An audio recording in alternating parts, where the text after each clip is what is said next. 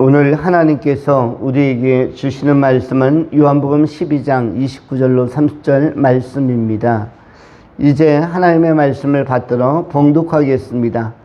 또 곁에 서서 들은 무리는 천둥이 울었다고도 하며 또 어떤 이들은 천사가 그에게 말하였다고도 하니 예수께서 대답하여 이르시되 이 소리가 난 것은 나를 위한 것이 아니요 너희를 위한 것이니라.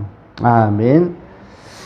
오늘은 너희를 위한 하나님의 선언이라는 제목으로 하나님의 말씀을 전하겠습니다. 두 가지로 이 말씀을 나누어 정돈합니다. 첫 번째, 책임적 존재. 책임적 존재. 두 번째, 영원적 존재. 영원적 존재.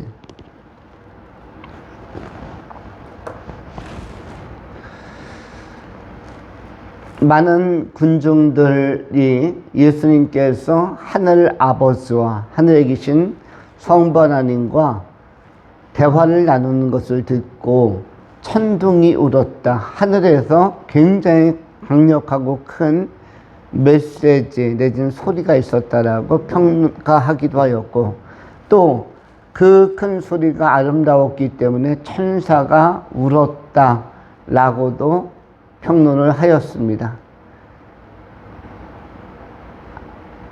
27절로 28절에 지금 내 마음이 괴로우니 무슨 말을 하리요. 아버지여 나를 구원하여 이 때를 면하게 하여 주옵소서.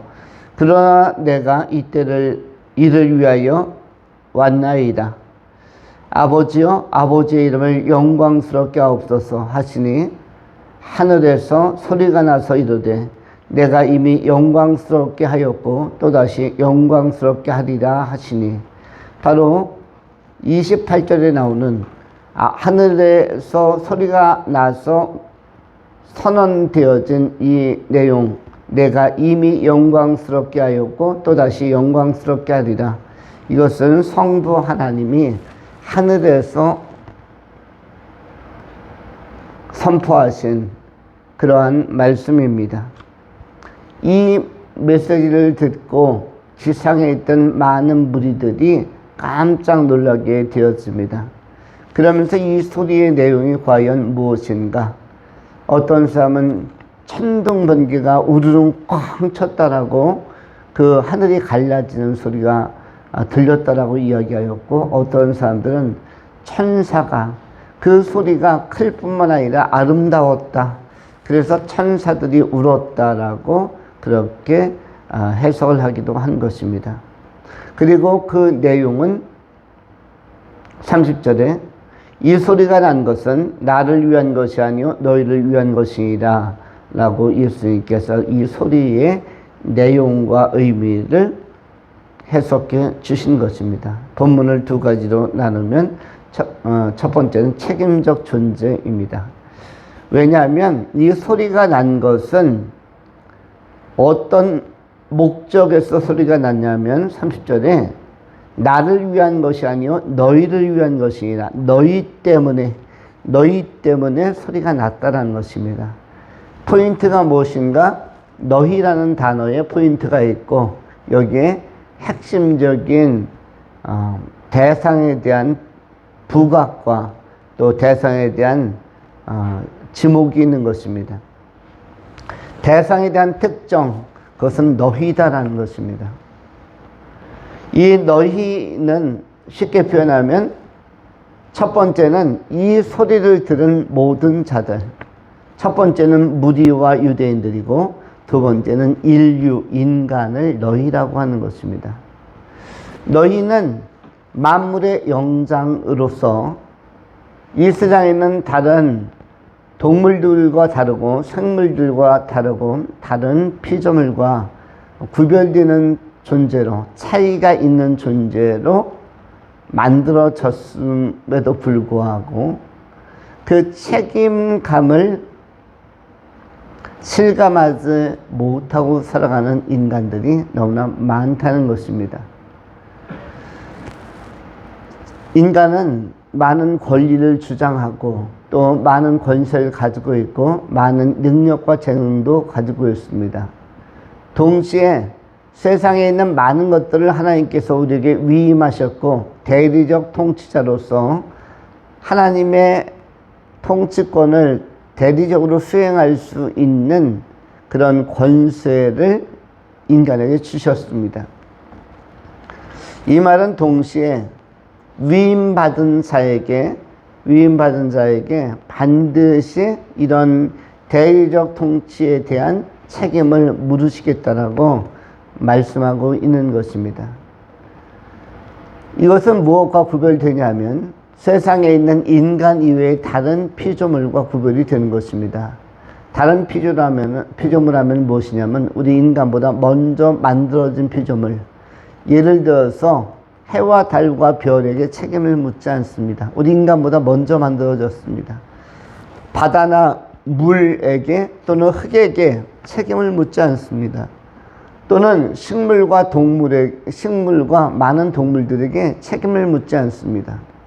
그러나 이러한 인간이 다스릴 수 있는 기본적인 시스템, 이것을 토대로 해서 책임성 있게 하나님의 형상과 모양대로 만들어진 인간이야말로 책임적 존재라고 규명하고 규정하고 있는 것입니다. 만물의 영장인 것은 좋은 것임과 동시에 많은 책임을 동반하고 있는 것입니다. 우리가 세상에 있는 많은 곡식들도 다 먹을 수 있고 과일도 먹을 수 있습니다.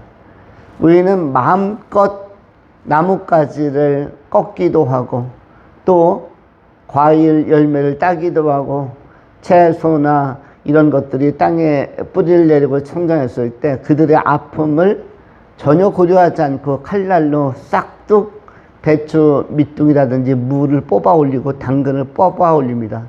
팔을 그냥 뚝 잘라서 요리에 씁니다. 그들의 생명을 단절시키고 절단낼 때 고민하지 않습니다. 왜냐하면 당연히 하나님께서 식물로 주셨다라는 이 당연한 수여감 때문에 거기에 대해서 우리가 칼로 또는 가위로 낫으로 그것을 베었을 때 그들이 고통을 느낄 것이다, 내지는 그들에게 있어서도 굉장한 그 생명의 위협이 될 것이다 라고 생각하지 않습니다. 톱으로 큰 나무를 베어서 목재를 만들 때도 마찬가지입니다. 우리는 그냥 톱을 대서 나무가 쭉쭉 뻗었으면 제대로 된 제목 또는 수입을 올릴 만한 소재로 보고 그냥 잘라버리지, 거기에서 이것이 톱이 들어올 때 이 나무가 고통을 느끼겠다 이런 식으로 고민하지는 않습니다.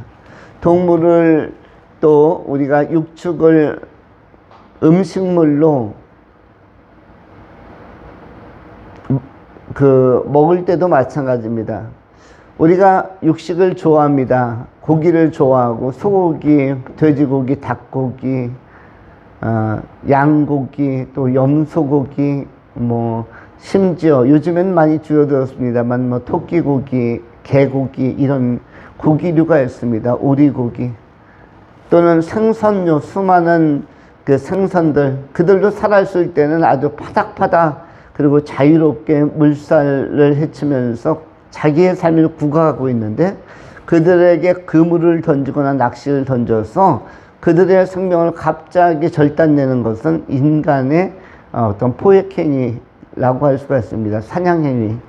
그런데 그들의 멀쩡한 삶에 하루아침에 칼을 대면서도 그러면서도 우리 인간은 맛있다라고 호평하면서 그 조금 전까지 살아있던 것들을 우리는 맛있게 구워서 먹기도 하고 또 회를 떠서 먹기도 합니다. 어떤 경우는 육회로 먹기도 합니다. 그럼에도 불구하고 양심의 가책을 느끼지도 아니하며 우리는 철저히 인간 중심으로 이 피조물을 대합니다. 그렇다면은 왜 이렇게 너무 자연스럽게 당연히 죽여도 되는 것처럼 죽이고 그리고 그것을 어떤 가격을 매겨서 사고 팔고 그리고 식탁에 올리는가. 이 모든 것들을 하나님께서 우리 인간에게 모든 피조물 가운데 최고의 위치와 지위에 있는 인간에게 선물로 또는 식물로 주셨기 때문에 인간이 양심의 가책을 받지 않는 것입니다. 오히려 동물들은 양심이라는 기능이 없기 때문에 가책이라는 것이 성립하지는 않습니다. 그리고 그들은 양심이 없기 때문에 속이지도 않습니다. 여러분, 개에게 속아본 사람이 있습니까? 또는 생선, 고등어한테 속아본 사람이 있습니까? 그들은 속이지 않습니다. 그들은 본능이 있을지언정 속이지 않습니다. 왜 속이지 않습니까? 오히려 양심이 있는 존재가 속이기도 하는 것입니다. 양심 있는 존재만이 속일 수 있습니다. 그래서 양심의 가책을 받기도 하는 것이고 또는 양심의 화인을 맞기도 하는 것입니다. 피조물들에게는, 다른 생명체에게는 동물이든 식물이든 양심이라는 기능이 없습니다. 양심이라는 것은 한 존재가 영으로 나아가는 영적 지각으로, 영적 감각으로, 생명으로 나아가는 경계선을 양심이라고 하는데, 양심은 모든 피조물 가운데서 인간 이외에는 양심을 가진 존재가 없습니다.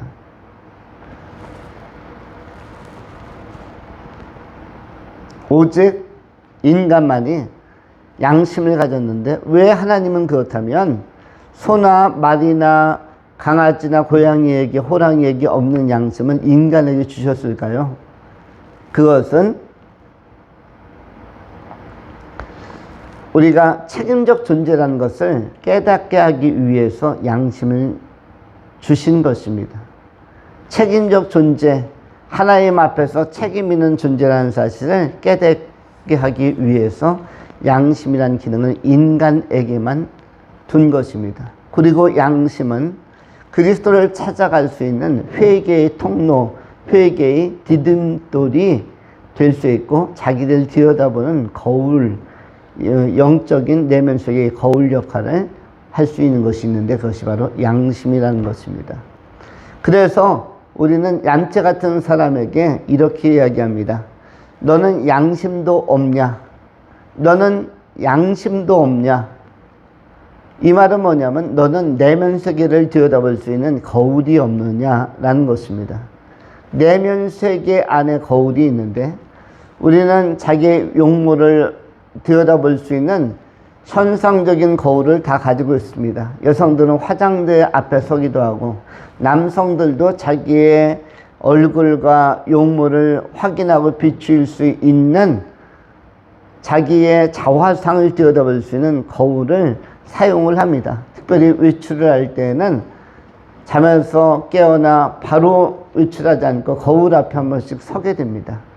누군가 중요한 사람을 만날 때는 반드시 거울을 잘 들여다보면서 머리카락도 빗고 또 옷 매무새를 다시 한번 이렇게 여미기도 합니다. 이것은 책임적 존재로서 자기 성찰을 하는 것입니다. 이렇게 외출할 때 거울 앞에 서는 것처럼, 어떠한 중요한 사람을 만날 때 나를 다시 한번 점검해 보는 것처럼 내 내면 세계를 들여다보고 내 인생과 내 존재를 다시 한번 이렇게 성찰할 수 있는 그 중요한 기능과 통로가 바로 양심이라는 것이 내적인 거울로 작용하도록 그 기능을 하나님께서 우리에게 주신 것입니다. 성경은 우리 인간의 삶과 선택에 관하여 한 번 살다가 죽을 수는 있으나 그 외에는 심판이 있다라고 선언하고 있습니다. 달리 표현하면 우리 인간만이 양심이 있는 책임적 존재로서 심판대 앞에 선다는 것을 천명하고 있는 것입니다. 우리가 그렇게 쉽게 보았던 식물이나 동물들, 이런 것들은 본능은 있으나 그들은 양심을 가지고 있지 않기 때문에 그렇기 때문에 심판을 받지 않습니다. 예를 들어서 호랑이가 잔혹하게 사슴을 공격해서 목덜미를 물어뜯고 피를 빨아먹고 또 손통을 끊었다고 해서 그런 어떻게 보면 살상에 대한 어떤 고의로 말미암아서 책임을 져야 되는 일이 없다는 것입니다. 인간이 다른 인간 내지는 다른 존재의 목을 치면은, 목을 물어뜯으면 거기에 흉기를 대면은 여기에는 책임이 따르지만, 그러나 호랑이가 인간의 칼날보다 더 예리한 이빨로, 호랑이는 보통 어금니가 10cm에서 한 15cm 아주 날카로운데, 시베리아산 호랑이는 한 15cm, 그리고 인도산 벵골 호랑이는 10cm 정도의 어금니를 가지고 있는데, 10cm에서 15cm의 이 살아있는 성체 호랑이의 예리한 어금니는 칼날보다 더 위협적입니다. 그냥 베는 게 아니라 파워, 힘을 실어서 그 목을 따기 시작하기 때문에 아주 무서운 흉기인 것이죠. 근데 그 호랑이가 사슴에 또 어떠한 그 토끼의 목을 물었다고 해서 책임을 묻지 않습니다. 뭐가 없기 때문에? 양심이 없기 때문에. 양심이 없기 때문에 당연히 양심의 가책도 없는 것이며 자연스러운 본능적 행위로 먹이 사냥에 나서는 것입니다. 그런데 인간이 칼로서, 호랑이 어금니와 같은 칼로서 다른 사람의 또 다른 존재에 가해를 했다, 다른 사람의 목에 칼을 10cm짜리로 꽂았다, 이렇게 되어지면 거기에는 큰 책임이 부과되는 것입니다. 호랑이나 사자는 아무리 많은 생명체를 해쳐도 그들은 생명체를 해칠 수밖에 없습니다. 인간이 지을 수 있는 최고의 그 악한 행위는 죽이는 것인데, 호랑이나 사자나 표범은 육식동물이기 때문에 할 수 없이 자기가 삶을 지탱하고 영위하기 위해서는 하루에 한 번씩은 사냥을 해서 매번 죽여야만 합니다. 그들은 죽이는 것이 삶의 습성이 되어 있고 삶의 생존의 토대가 되어져 있습니다.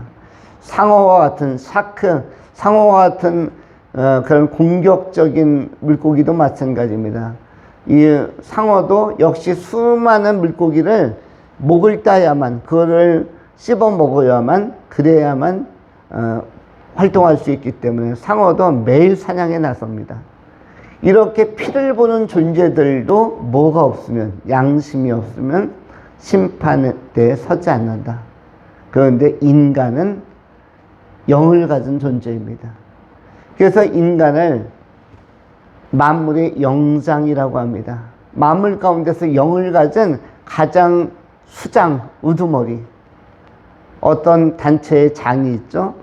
그 가운데서도 영장입니다. 영적인 존재요, 가장 특별한 기능을 가진, 달리 표현하면 이 특별한 기능이라는 것은 영적 감지 능력일 뿐만 아니라 동시에 책임감을 가진, 책임을 져야 하는 존재로 우리는 만들어진 것입니다. 우리는 수많은 행위를 하지만 그 가운데서 우리가 책임지지 못할 행위에도 서슴없이 인간은 행하는데, 책임질 수 없는 행위에 우리가 가담하거나 가입하는 것, 책임질 수 없는 행위를 도발하거나 발발케 하는 것, 이런 것들을 죄라고 하는 것입니다. 책임질 수 있는 범위 내에서 하는 것은 과실이거나 선택의 문제가 될 수 있지만, 책임질 수 없는 영역에 대하여 거침없이, 그리고 더 무리하고 과격하게 우리가 행위하고 선택하는 것들을 죄라고 하는데, 이 죄의 문제는 하나님께서 반드시 죄의 값을 요구하고 청구하는 그런 속성을 가지고 있습니다.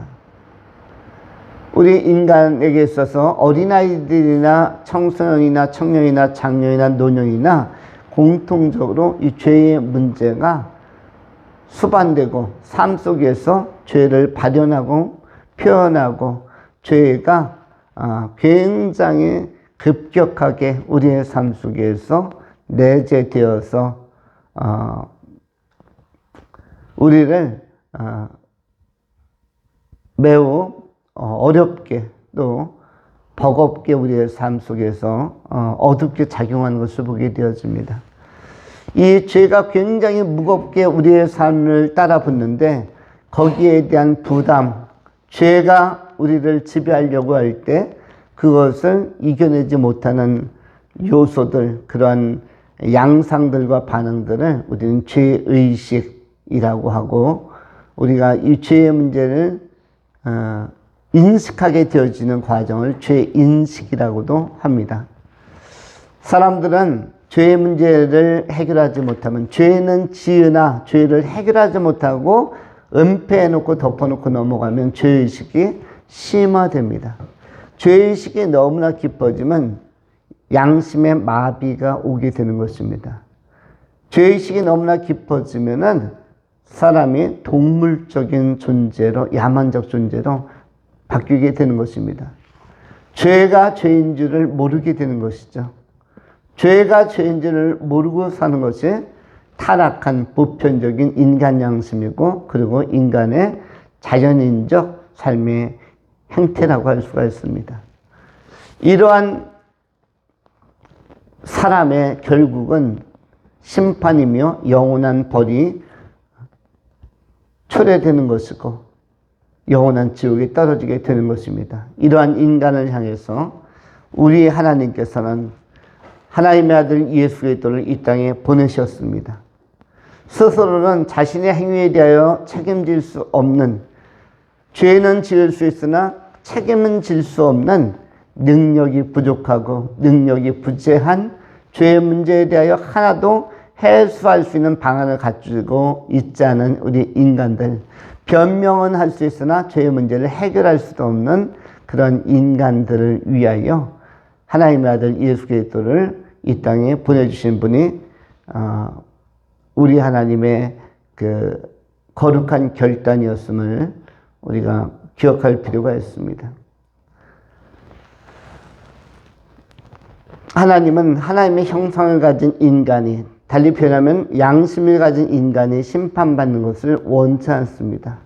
베드로후서 3장 8절로 9절에 나온 것처럼 하나님은 아무도 멸망치 아니하고 다 회개하여 하나님의 나라로 들어오기를 원하십니다. 하나님은 인간이 아무도 멸망치 않기를 바라고 있습니다. 아무도 지옥에 떨어지기를 바라고 있지 않다. 하나님의 긍휼하심과 자비하심과 따뜻하심은 어떤 인간도 멸망하지 않기를 바란다라는 표현이 있습니다. 아무도 멸망치 않고 다 구원에 이르기를 바라고 계신데, 그렇다면 어떻게 구원에 이를 수가 있는가? 회개를 통해서, 양심의 기능을 선용한 회개를 통해서 죄사함 받고 예수 영접하고 메시아 예수를 그리스도로 영접하고 거듭난 그리스도인으로서 다 천국에 들어오기를 원하신다고 말씀하시는 것입니다. 성경의 말씀처럼 한 번 죽는 것은 정한이 있지요, 그 외에는 심판이 반드시 있는 것입니다. 우리가 죄인식이라는 표현을 쓰기도 합니다. 죄의식이라는 것은 죄에 갇혀 있어서, 죄에 눌려 있어서, 죄의 압도적인 힘의 이 무력적 행사에 의해서 압도되어서 벗어나지 못하고 양심이 마비되는 상태를 죄의식이라고 한다면, 죄인식이라는 것은 양심을 통해서 회개한 심령이 그리스도 안에 있는 나, 하나님 안에서 비참하고 비굴하고 처참한 나의 자아상을 다시 확인하는 것을 죄인식이라고 합니다. 우리가 어메이징 그레이스 찬송가 305장을 부르면서 나 같은 죄인을 살리신 주의 은혜를 고백하였습니다. 나 같은 죄인을 살리신 주 은혜 놀라워라고 고백을 합니다. 잃었던 생명을 찾았고 광명을 얻었네. 큰 죄악에서 건지신 주 은혜 고마워. 나 처음 믿은 그 시간 귀하고 귀하다. 이제껏 내가 산 것도 주님의 은혜라. 또 나를 장차 분향에 인도해 주시리라. 거기서 우리 영원히 주님의 은혜로 해처럼 밝게 살면서 주 찬양하리라. 이러한 것들이 바로 예수 그리스도를 영접하고 거듭난 심령이 하나님 앞에 드리는 고백이요 찬양인 것입니다. 죄의 인식은 신인식으로 전환이 됩니다. 예수를 영접하고 회개한 사람은 양심의 기능을 통해서 내가 철저히 죄인인 것을 인정한 사람은 죄의 인식을 가질 뿐만 아니라 하나님 안에서 그리스도 안에서 자신이 죄인인 것을 발견할 뿐만 아니라 동시에 하나님을 인식할 수 있는 통로로 인도함을 받습니다. 그래서 성령의 충만함을 받고 양심의 기능을 통해서 내가 죄인됨을 발견하고 인정하는 사람은, 곧 예수 그리스도를 영접한 사람은 신인식으로 이끌림을 받기 때문에 하나님을 알게 되어지고 하나님을 인정하게 되어지고 하나님과 교제하게 되어지고 하나님을 영접하게 되어지는 것입니다. 우리 그리스도인들은 바로 예수 그리스도를 통해서 죄의 문제를 해결하신 예수 그리스도, 그 안에서 생명을 얻고 죄인식 안에서 신인식을 발견하고 하나님을 만나는 사람들인 것입니다.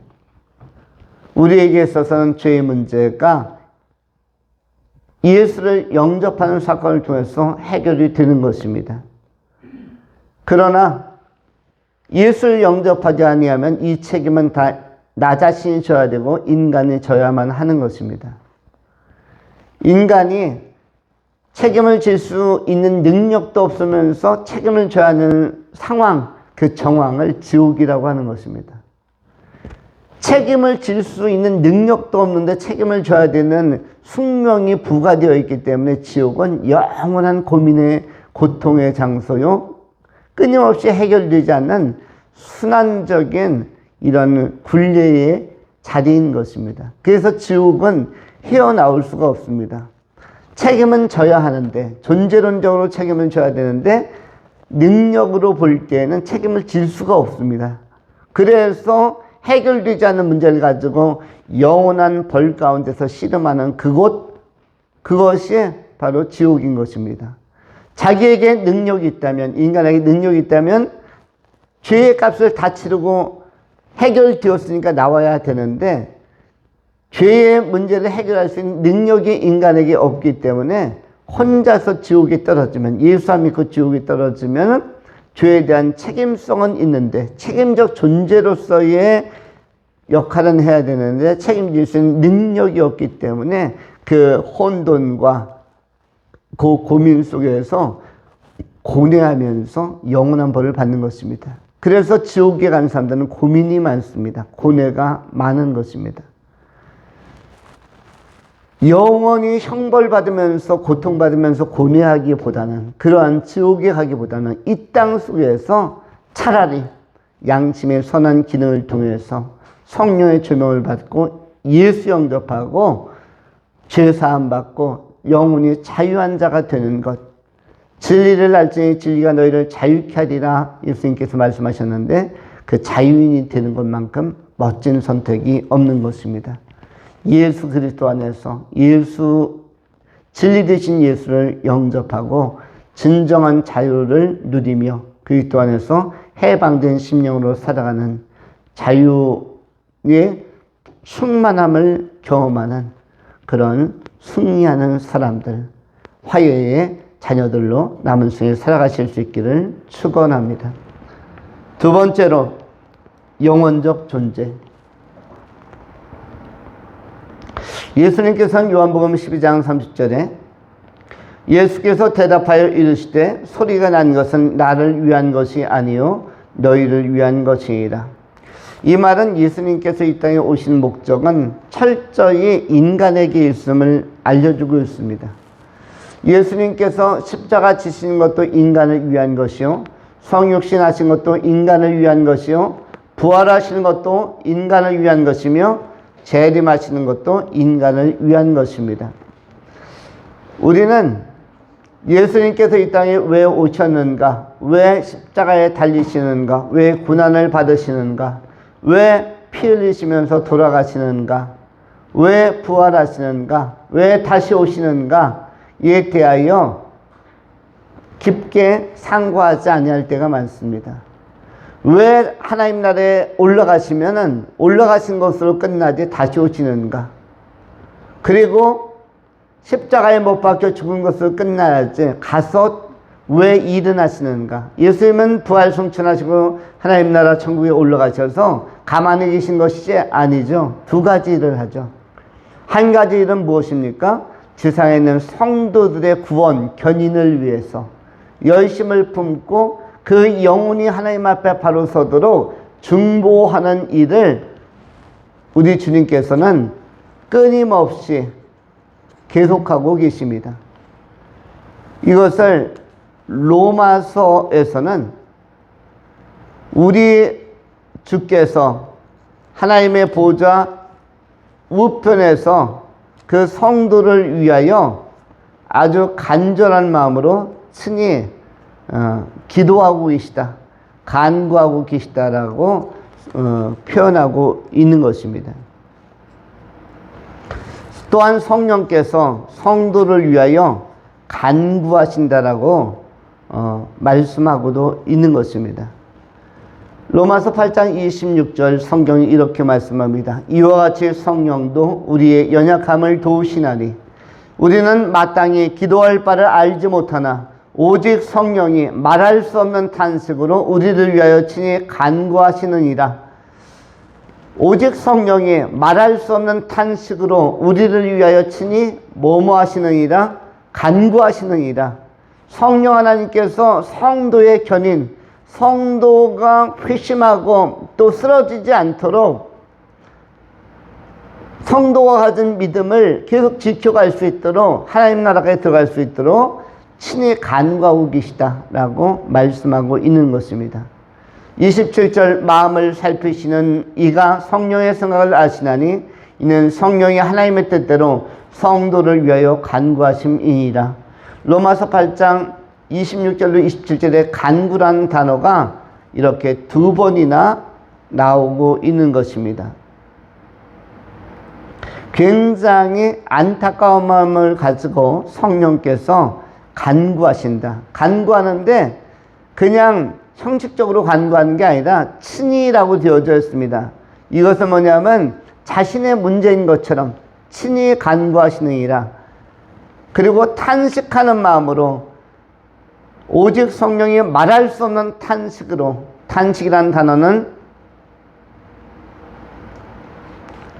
헬라어로 스테나 그모스라는 단어인데 부모님이 방황하는 자녀들을 보면서 굉장히 안타까워하는 마음, 심경, 그것이 스테나 그모스라는 단어인데 이게 탄식인데 그냥 기도만 하는 것이 아니라 너무 애절하게, 애타게 그 방황하는 자녀가 방황을 종식하고 제자리를 찾을 수 있도록 애끓는 마음으로 염원하듯이, 그렇게 기다리듯이, 응원하듯이 하는 것이 바로 이 탄식하는 마음으로 간구하신다라고 기록하고 있는 것입니다.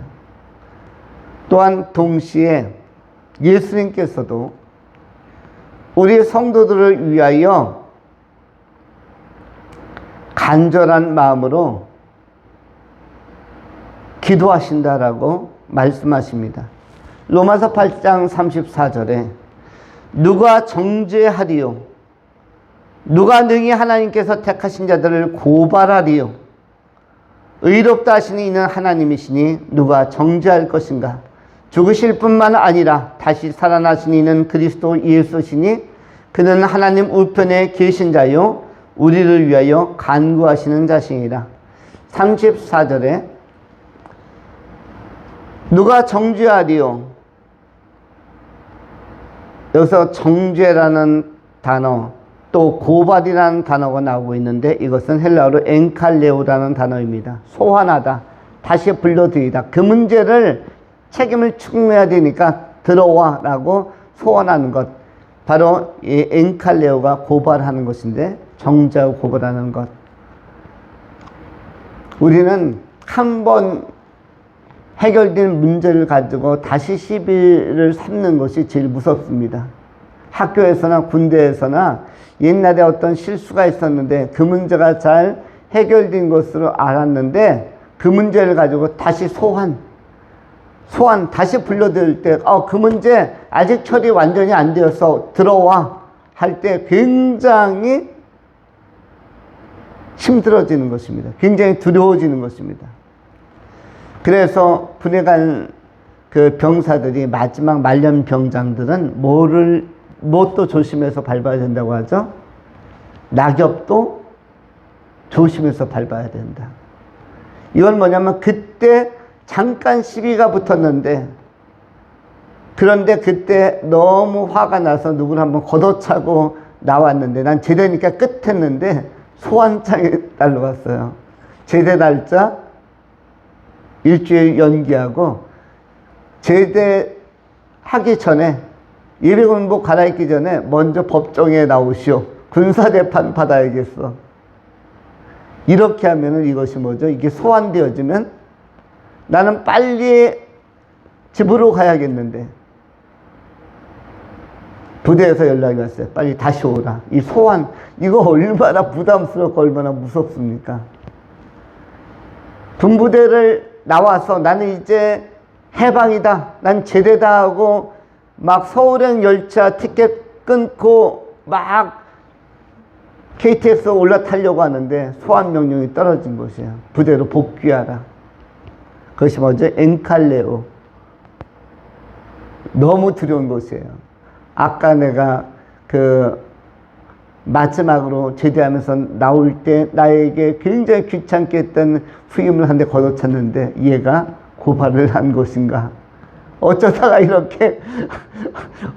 이렇게 소환 명령이 나올 때 이것은 굉장히 기분이 나쁘죠. 굉장히 기분도 나쁘고, 그래서 마지막까지 집에 와서 안착할 때까지는 그 제대가 아니다 라고 이야기하는 것처럼, 그래서 마지막에는 무엇도 지려밟는다, 낙엽도 조심해서 밟고 와야 된다라고 하는 말을 하는 것이죠.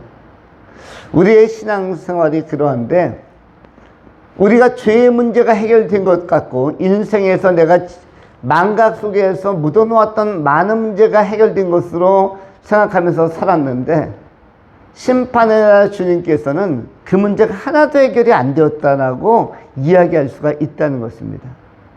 너무나 많은 사람들이 이 자리에서 걸리는 것입니다. 우리가 복음을 이해하고 제대로 나의 죄를 회개했는가가 매우 중요한 것입니다. 과거에 우리가 저질러놓은 수많은 문제들과 상처들과 죄들이 예수를 제대로 영접하지 않으면 해결된 것이 아닌 것입니다. 복음을 제대로 이해하지 않으면 이것이 정죄의 대상이 되는 것이고, 소환의 대상이 되는 것이고, 이것이 고발의 대상이 될 수 있다는 것입니다. 그러나 우리 주 예수 그리스도를 온전히 의지하면, 온전히 신뢰하고 온전히 믿으면, 예수를 믿고 예수를 영접한 하나님의 자녀가 된 그 백성을 누가 고발하겠는가 라고 아주 확언을 하고 있는 것이고, 그리고 선언을 하고 있는 것입니다. 성도가 고발당하지 않는 이유, 소환당하지 않는 이유, 엔칼레오 되지 않는 이유가 있는데 그것을 뭐라고 말씀하고 있습니까? 34절에 누가 정죄하리요? 정죄 당하지 않는 이유는 무엇인가? 죽으실 뿐만 아니라 다시 살아나신 부활하신 그리스도 예수께서 하나님 우편에서 우리를 위하여, 나를 위하여 친히 간구하고 계신 자이기 때문이다 라고 설명하는 것입니다. 로마서 8장은 두 가지 간구가 나왔죠. 성령 하나님의 간구가 26 6절 27절에 나왔습니다. 그리고 34절에 택하신 자들을 붙들어 주시는 예수님의 간구, 성자의 간구가 또 나오고 있습니다. 삼일체 하나님께서 성령의 간구가 있고 성자의 간구가 있습니다. 성령 하나님의 간구가 있고 성자 예수 그리스도의 간구가 있는데, 그 간구의 내용은 바로 택한 백성들이 보호받고 택한 백성들이 천국까지 안전하게 들어올 수 있도록 우리를 영원한 생명으로 인도하시고자 하는 우리 하나님의 열심과 사랑이 또 돌보심이 있다는 사실을 꼭 기억해야 할 것입니다. 한번 이 세상을 떠나서 사람은 거기에서 소멸되지도 않고, 우리 인간은 영원적 존재로 예수 믿는 사람들은 하나님의 나라에서 영원히 사는 것이며, 예수 믿지 않는 사람들은 영원히 책임적 존재로 지옥에서 살게 되는 것입니다. 하나님의 나라는 모든 고민이 해소된 곳이며, 하나님의 나라는 모든 염려가 해결된, 모든 문제가 해결된 자유한 곳입니다. 그곳이야말로 평화와 해방이 있는 곳입니다. 반면에 지옥은 영원한 고민이 있는 곳이며, 하나도 해결된 것이 없는 끊임없는 소환장, 고발장, 엔칼레오가 난무하는 곳이 바로 정죄감이 난무하는 곳이 바로 지옥이라는 사실을 기억할 필요가 있습니다. 이제 예수 믿는 우리 모든 성도들은 정죄함이 없는 자로 하나님께서 철저히 택한 자들을 붙들어 주시는 은혜의 손길 안에서 성령의 간구에 힘입어, 또 성자 예수의 간구에 힘입어서 우리 하나님의 귀한 자녀로서의 삶을 견실하게, 견고하게 좌우로 흔들리지 않고 천국 영광의 나라에 들어갈 때까지 전념하고 또 경주하면서 최선을 다해서 주의 영광을 위한 거룩한 삶을 살아가야 할 것입니다. 남은 생에 주의 영광을 위하여 아름답게 쓰임받는, 끝까지 승리하는 귀한 성도님들이 되실 수 있기를 축원합니다. 기도하겠습니다. 할렐루야. 자비하신 하나님 감사합니다. 오늘 정죄함이 없이, 소환함이 없이 우리를 붙들어 주시고, 또한 자유한 그리스도인, 선택받은 택함받은 그리스도인이 되어지도록 우리를 위하여 간구해 주시는 성령 하나님의 은혜와 성자 예수님의 은혜가 있는 줄 알고 감사함을 드립니다. 남은 생에 주의 영광 위하여 또 주님의 부르심의 은혜에 화답하면서 책임성 있는 회개한 심령으로 남은 생에 진정한 예수 그리스도의 제자된 삶을 끝까지 경주하고 도모해 갈 수 있도록 주께서 인도하여 주시옵소서. 감사드리오며 신실하신 우리 구주 예수 그리스도의 이름으로 축복하며 기도하옵나이다. 아멘.